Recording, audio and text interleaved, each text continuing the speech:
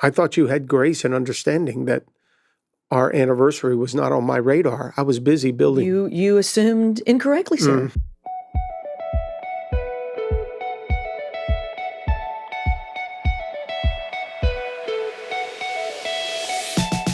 Hello and welcome to another episode of The Family Business with the Alessis. I'm Steve Alessi, and I'm here with my precious wife, Mary Alessi, and we're pretty excited today because at our Family Business podcast, we talk about family and business because family is everybody's business. That's right. And we as pastors, there's things that we're able to talk about here in the podcast booth that we don't get to talk about on Sunday.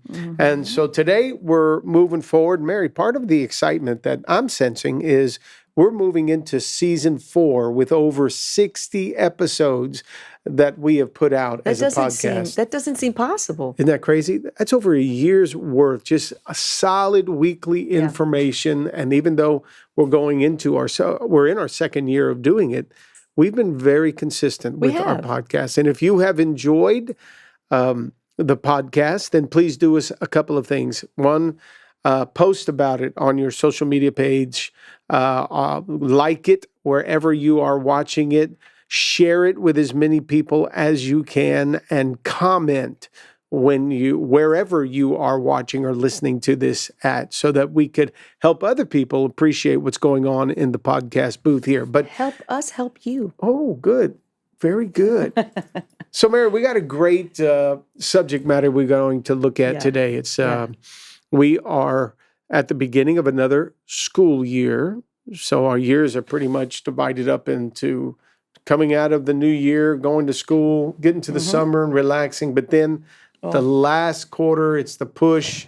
The crazy. We're going to get into the end of the year for the holidays. And so it's a big deal when we go back to the normal life of kids getting back into school. Yeah. Some parents have been counting their days so the kids could get back to school. But it's a good time for us then to look at the importance of seasons in a relationship and a marriage and even the family, and working at that. So today we're going to talk about recalibrating, a marriage recalibrating the home life with this new season. And some of the things you think we need to be looking at is what? I think it's important, and first of all, let me just say, I went through some of the notes that we could pull up today on the subject, and I actually have some notes back from 2016 of things that we've talked about in this area. So it's kind of cool. Yeah. But it just shows you that this is not a new topic for us, that understanding that marriage has seasons in it, but there's never a season to quit. Yeah. There's never a give up season. There's only a season where things might get cold and dark and lonely, just like the end of a winter that lasts too long, or the end of a summer, it gets too hot, and you're waiting for that break to come. But what we know about relationships are we have the full capacity and ability to help change the seasons based on our attitude and our thoughts towards our spouse. Right. Because if you got married in a whirlwind and you were in love with this person and the first few years were so easy, then starting having to, add children to that, and then the expectations of their lives and your lives, there's always something new in the marriage that you weren't expecting. And that's what seasons bring you. They bring you something you didn't know was coming. And so that's what I think we need to talk about today. And we've discussed this before. We've experienced it in our own marriage. We're going to be 35 years married. 35. And even this has been a new season of embracing and understanding. And the word you use, which I love, is to recalibrate. Yeah. And most people wait for something on the outside. Something bad to happen. Either cause them to make a change in their marriage or make a change with the marriage. Yes. We're done. They wait for things on the outside. And I'm afraid that's where couples get in trouble, because they don't realize that they have the ability to actually internally say, wait, let's communicate with each other here. Guess what? If we want to have an exciting marriage, we need to be thinking that it's our responsibility to do so. That's right. So I don't have to wait for you to make this marriage exciting. You don't have to wait for me. We're looking at each other and say, wait, let's communicate about this. Let's talk about the value of what do we need to address to make this marriage fulfilling and rewarding and exciting. Yeah. There's nothing wrong with admitting that sometimes marriages can get dull. Yeah. We get old. We get stuck in our ways. We do. We get neglectful. Yeah, just from the outside. Here's what people say about marriage from the outside. People that don't have a relationship with God at all. They look at marriage, and some of them actually say, how can you sleep with that one person for the rest of your life? I know. Isn't that crazy that that's looked at as a negative instead of crazy. A positive? I know. How great is it to know that I can grow with you? That's it. From this point on, for the rest of our lives, and we can make some adjustments together. We don't have to trade each other in. That's scary, Mary. Terrifying. That you have to turn around and try to find a new one. No. Oh my gosh. So it's really good to say, wait, marriage-wise, we're going to go the distance here together. But I also got to recognize that if it's going to be something that's going to last forever, we have to be wise enough to recognize, okay, we're in seasons here. Right. And we need to recalibrate. Yeah. And I think just knowing that your marriage has seasons is liberating. Mm-hmm. It definitely takes some of the pressure off. Because if you're in a situation, in a relationship, in your marriage, you're at 10 years, 15 years, and you're going through it, it's a tough time. It's easy to think, is this where we get off? Is this where it ends? There's not a couple out there that at some point in their marriage has not entertained, is this the day that it's over? Mm-hmm. Is this the day that leads to us getting divorced? And it doesn't have to. It could just be your mindset understanding, which takes the pressure off, that every marriage has difficult seasons because you've got two people that can go through very difficult individual seasons of their own. Then you try to bring that together. And if there's no grace for one another, no real understanding for one another, and I remember, do you remember our 10-year mark? Do you remember? Your meltdown? We may have, you remember. Of course, yeah. We may have shared this on a podcast. I don't know. It was right when we were starting our church. It was right when we started our business, and we were married right about that 10-year mark of marriage. It was our 10-year anniversary. And we were starting the church, and it all was within a month, 2 months of each other. We started September. Our anniversary is October. Yeah. And I thought you had grace and understanding that our anniversary was not on my radar. I was busy building. You assumed incorrectly, sir. Mm-hmm. Because I was turning 30. I thought about this, okay? I was pregnant with Lauren. I was big and pregnant with Lauren because it was October. True. And I was due at the beginning of February, end of January with her, right? So I was just a couple months away from having my third child that I was not anticipating having. Right. Starting this church. Right. And our 10-year. See? And I thought you were overwhelmed. We didn't need to do anything. You would think that I would have been. I was giving you room. But I was going through so much internally, my own seasonal change, the big 3-0, the big 3 babies, the Christian school, all those changes, and the new change of life of starting this ministry, starting this church. Yeah. Which was intense. That was a big deal. Intense, exciting, but very intense change because we went from having everything to absolutely nothing except just a few families. And that was really exciting.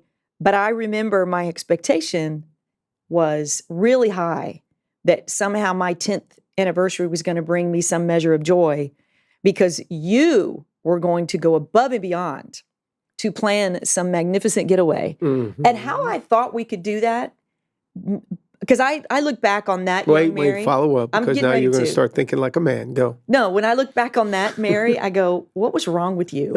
We didn't have any money. We did not have any money to stay at the Holiday Inn or the Motel 6. Yeah. I mean, we literally were counting pennies, and somehow I get it in my mind because of my own seasonal change that you, by taking me away to the beach somewhere that we could not have afforded, and then who would have kept our kids? Nobody would have kept our kids. No.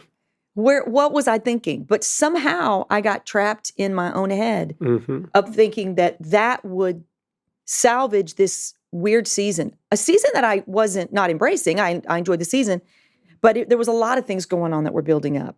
And it was that 10-year mark of marriage that I felt like this would be a defibrillator. If we go away for and surely he's going to see that and he's going to plan something spectacular because I'm Juliet and I married Romeo. Yeah. And he's going to make this amazing. And you didn't. And the whole day went by. You didn't even mention it. And I cooked dinner and I kept thinking, okay, he's going to say, let's go pack a bag. And I've got it all taken care of and I'm going to take you away. And nothing. So I go sit outside on the patio all by myself to torture you. And I just sat out there and cried and cried. And worse, when you came out to try to take care of me and find out, I just froze you out. You remember, don't you? Oh, I do. I do.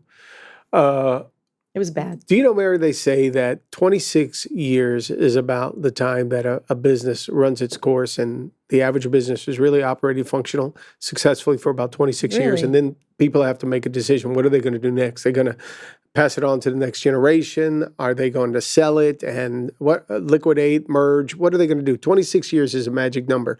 Shows you in business how even in business, you have to be aware of seasons. Yes. We've got some friends that we're talking about their business growing and what it takes to build a company from 0 to 50 employees is not the same that it takes to build from 50 to 100 employees. So what you do in one season of your business will only last for a period of time before you have to recalibrate, look at the way you're thinking about your business, look at the way you're thinking about your employees, how your leadership has to change, because you may have been able to bring it to 50, but do you have what it takes to bring it to 100?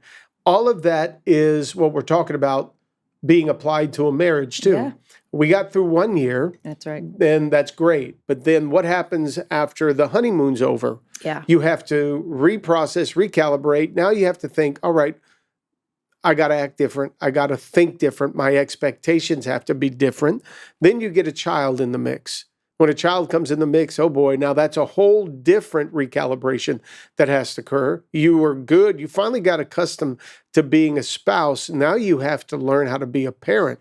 Yeah. And it's being aware, hey, I've got to make some changes. That's right. Then you get two children. You have to change. Personally. You have to change. I have to recalibrate. That's right. Mentally. Not the marriage. No, the BS thing, the whole belief system. Right. All of that has to start changing in order for us to stay fair, stay reasonable, and not let the marriage get stagnant. Right. If you let it get stagnant, then things die, and you can't let the love die through the marriage being stagnant. And think about it, babe. We'll do this for our career. We'll do it for our kids, getting our kids ready for school. Go ahead. Go ahead. It's so good, but I've got a little cold. That's okay. Getting the kids ready for our school season. We'll make all these changes. Go out and buy them new clothes, new backpacks. Everything they want. Everything they want. But it's all, okay, let me get them ready for the new. But yet we don't do it for our marriage. No, it's true. So how do we do it for our marriage? Yeah. Why are we so quiet? I don't know. I think it starts with a mindset. Yes. I think if we are at a place where we recognize it's okay to look at our marriage and say, we better do something to make this exciting. Yeah. It's okay to think that way. It's healthy to think that way. Yeah. It's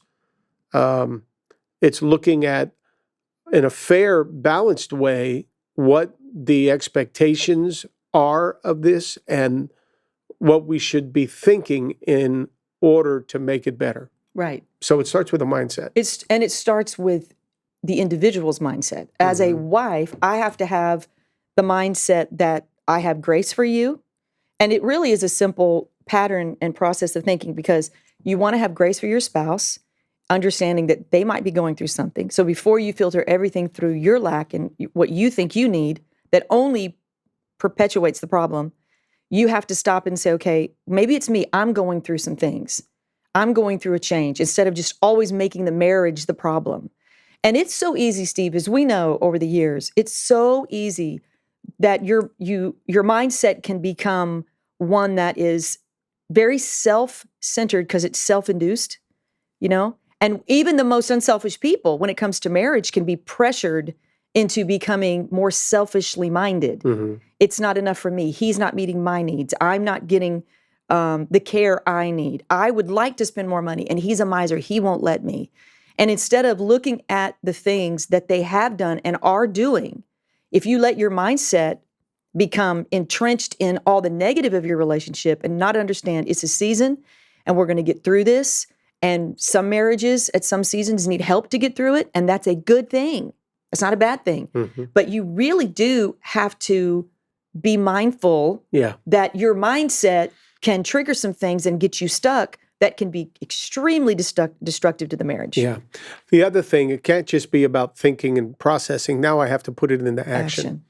10 years, we didn't do anything on that 10th year anniversary, but we have made it up since then. Over and over and over and over. And that's because when we do get around our anniversary, we know, or whatever, times when we can see, we can put something in the calendar and say, no, we're going to go and hang. We're going to go do something together. I think we got to put that mindset now into action. We should be getting away. We should.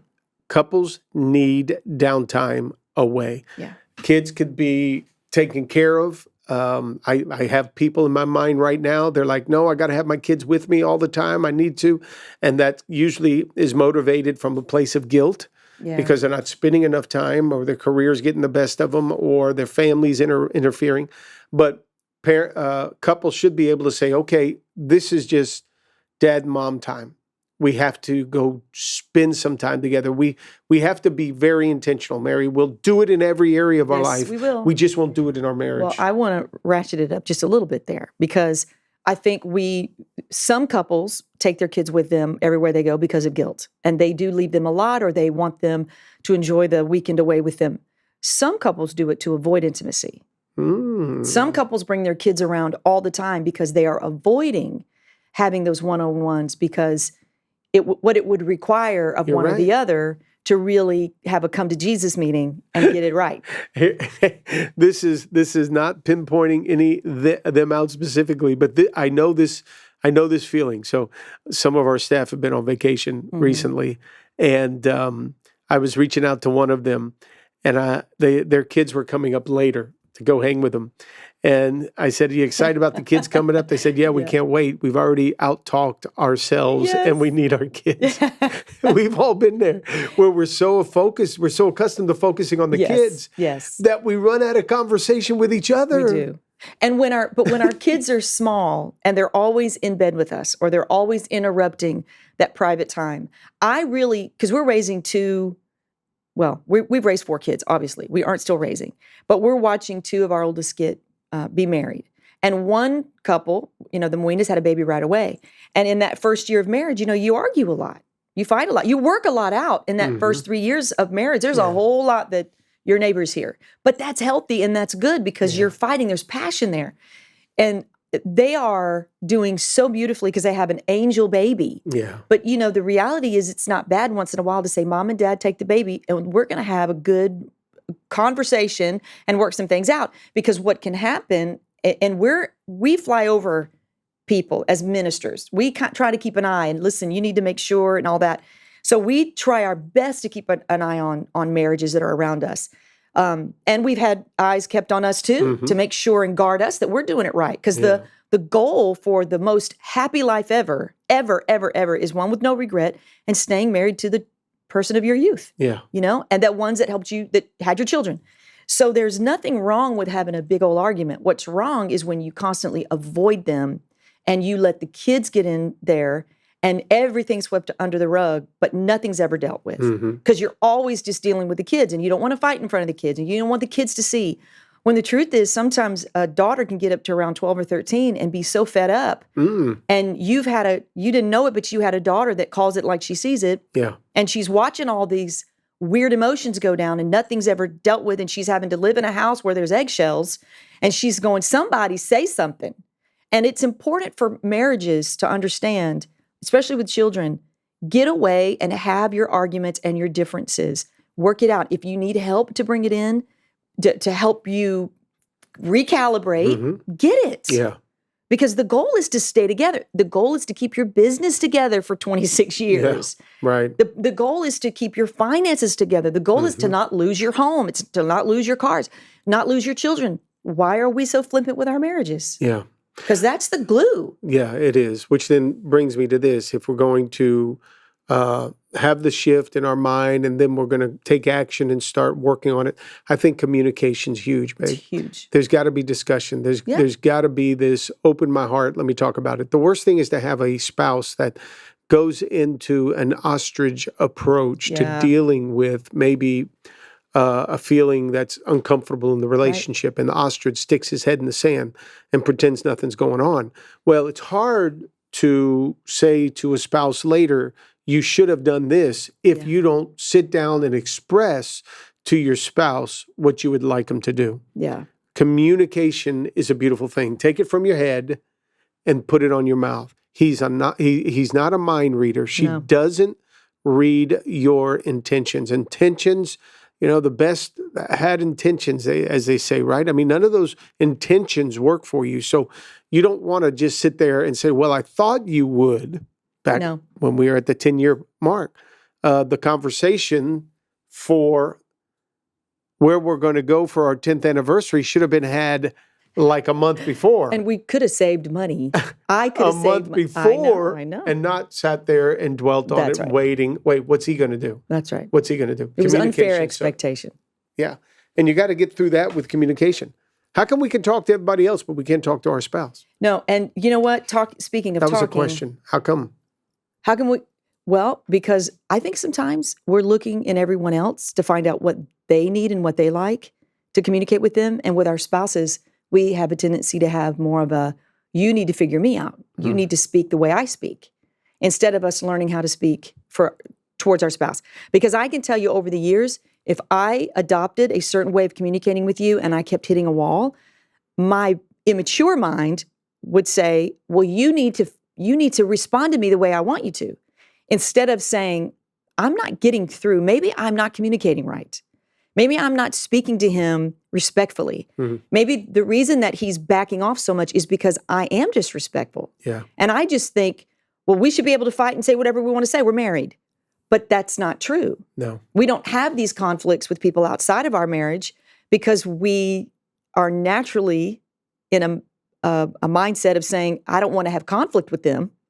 So I put my best face on, or I try my best to communicate properly with people that aren't in my home or that aren't in my world. But with my spouse, my hair's down, gloves are off, just going to say whatever I want to say, and you should figure it out. Do this. This is going to be a real vulnerable place here. But we just processed a season of your life where hormonally there were some shifts taking place for you. And it would have been easy for you to keep these things to yourself and just kind of process, and hormonally you just will, kind of do the whole ostrich, put your head in the sand and pretend like it's my issue. But you didn't. And you were very forthright in discussing it out loud, verbally, looking at it, because this was one season of your life that was changing for you, and it was a big season, and it was having an effect, good or bad, it was having an effect on our relationship. Absolutely. What's going to happen physically, emotionally, all of that, what's going to happen there relationally to each other.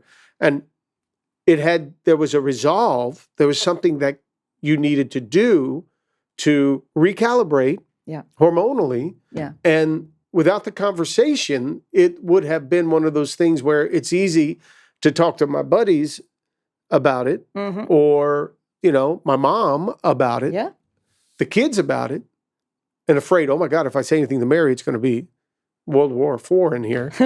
What do we, so communication is so important about all those different seasons that we would walk into. Well, so much so that we're going to do a whole podcast on from 15 to 60, dealing with your hormones, because talk about seasonal changes.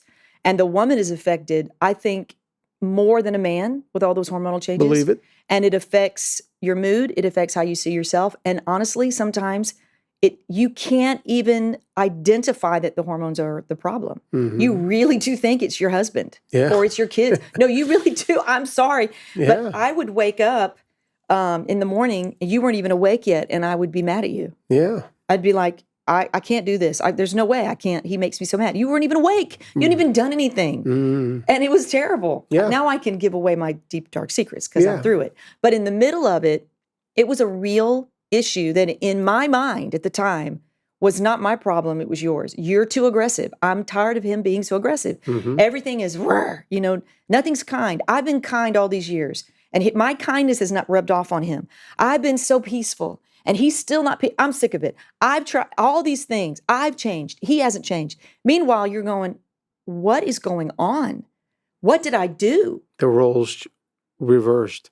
No, I was being the sweet one, kind one. I wouldn't say a thing. Trying so hard because he learned. It was oozing out of my mood. It wasn't even just things I'd say. But these are some of the notes that I found because I think this is so important. It helped me learn how to speak respectfully to your spouse. Even if you're going through hormonal changes, you can feel crazy, but you don't have the right to act crazy. You've got to protect that. And if you know there's something you can do or find out if it's you got to do that as a wife. Mm-hmm. Because honestly, a lot of issues where the struggle gets real can go back to hormonal changes in the wife. Yeah. Not all of it, obviously. Yeah. But some of it. But it shows you how important it is to recalibrate at those different seasons. You have to. You have to, which then would lead me to this. If you're going to have that time of communication, then, education's important for a family too at the different seasons, a couple at the different season. I remember early on in our marriage, and I don't want to come across as weird here, but I remember reading. I wanted to find out, how can I please you? Yeah. Please you in the bedroom, please you around the living room, our conversation, our dinner table. How do I please you? And I couldn't just go off of what I thought I knew because I didn't know this part. Yeah, I had sisters growing up, but I was never concerned about pleasing my sisters. Come on, are you kidding me? I wanted to kick their butt all the time, pull out their hair. But when it came to the relationship, I needed to go now and gain more information to make sure I knew how to communicate better with you. Right. I knew how to take care of you, which meant I had to force myself, be intentional about learning how to make sure this relationship was going to be the best that it could be. Not just living off of the old advice that we had when we were in year one of our marriage without kids. Right. Now we needed to shift with, how do I do this from here on with Mary? We have a kid now. What's going to be different? What's changing? And I needed to be sensitive to that because even after the baby was born, there were hormonal issues that you had to contend with for a period of time. And couples experience that. Young women experience that darkness that comes over them. And a guy can't understand that. With a job shift for a man, a woman needs to recognize that, man, he's going through something. Right. This is going to require now a shift, a change. If he's lost his job, okay, I don't have to go shopping so much, or I'm not going to push him to go to a restaurant or something. It's just being sensitive to the seasons that the relationship is in. And right now, as kids go back to school, moms are home, maybe dads are going back to their normal schedule. Yeah, families are now having to recalibrate with the changes that comes with now homework and getting your kids to the gymnasium because they're going to do gymnastics or they're going to play soccer.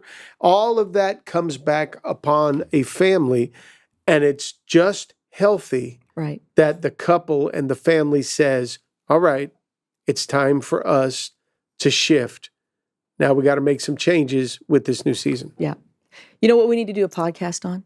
A whole podcast on is money in marriage and how husbands and wives respond differently to it. Yeah. That's a big one because there's a lot of times in our marriage that I just thought you were being cheap to be cheap and you were holding out just for me. You were just trying to, I don't know, you just get crazy thoughts when you're going through hormonal changes. And I learned how to navigate those landmines. Yeah. And what you were processing as to why you would say we can't do certain things. Well, it was helpful. It is. It's very helpful. And I would just end on this note. We have our wonderful iPhones, and it's always cool to get a new iPhone because it's bigger, or the camera on it's better, the speed may be better, you might have bigger memory on it. All that's wonderful. But I noticed this about the phones that I have, you have. Even though it's the style that it is and the version of the phone that it is, when I have it, I don't always have to go get a new one to update it or to upgrade it. Yeah.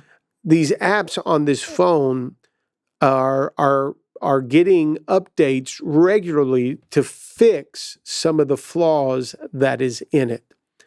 So it doesn't mean I have to always go get a new one to upgrade it. That's right. I'm getting upgraded every day by one app or something else to make the phone better. And that's what we would say about relationships. Yeah, that's good. You just got to make sure you keep the old model.